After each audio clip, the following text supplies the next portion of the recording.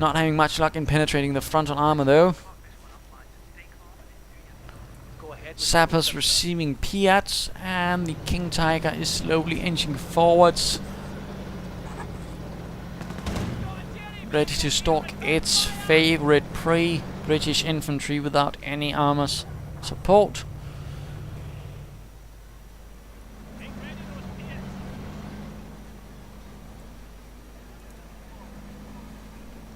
And now he's moving elsewhere, in fact opting for different axes of attack, but of course that's being stopped now as the King Tiger moves in, firing away with its high velocity 88mm gun. Panzer IV and Ostwind joining in. Piat rounds bombarding the Ostwind, knocking it out in seconds.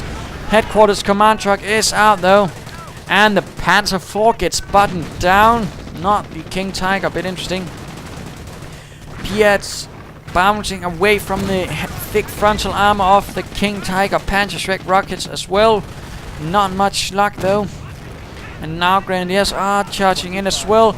British forced into disarray. Commandos dropping behind enemy lines all of a sudden now. Not sure why not earlier, but there you go.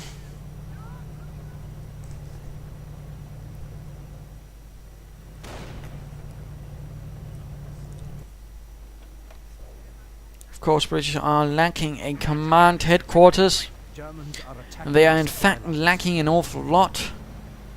And now the Germans are slowly pushing through. The line of defense right here has been shattered, and the 21st Panzer Division is able to break through. Command headquarters is called in, so that will certainly do a bit of help for the British, but not entirely sure they will be able to hold out. Stuart light tank, barely anything left in it, holding the line. And commandos still sneaking about in the rear. Unknown number of enemy are moving on one of our victory points.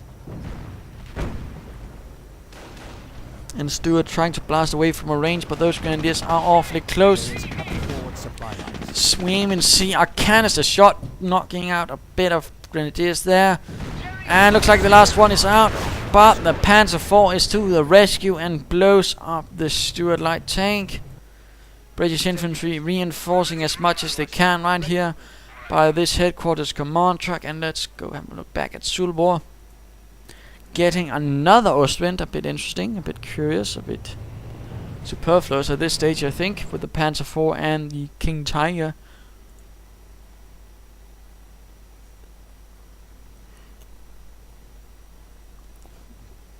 Barely any victory points left for the British. Of course, he was rather stuck up right here for quite some time. Never really dared to venture out here or there, but finally doing so now. But now it might just be too late.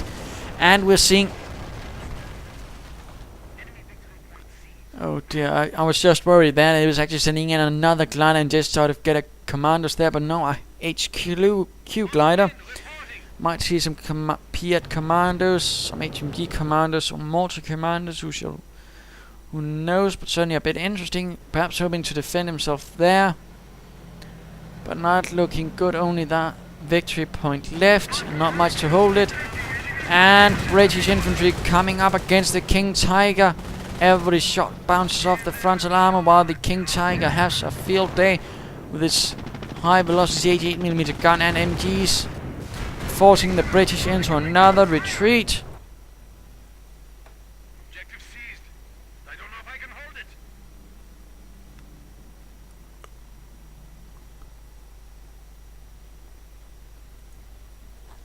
it. Not looking good for the British at all. And GG from Captain Ice and a GG from Hauptmann Zulbor.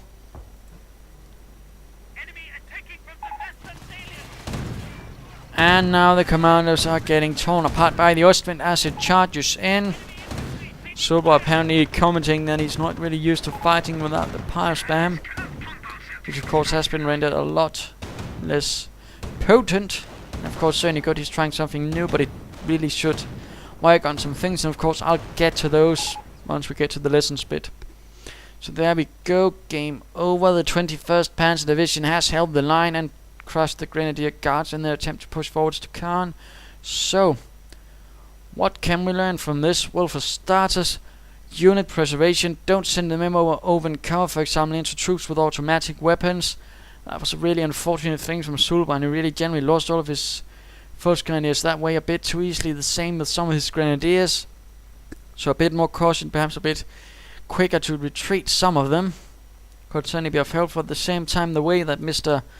Ice sort of just dug in here and didn't really move out. He didn't, for example, try to just penetrate through here.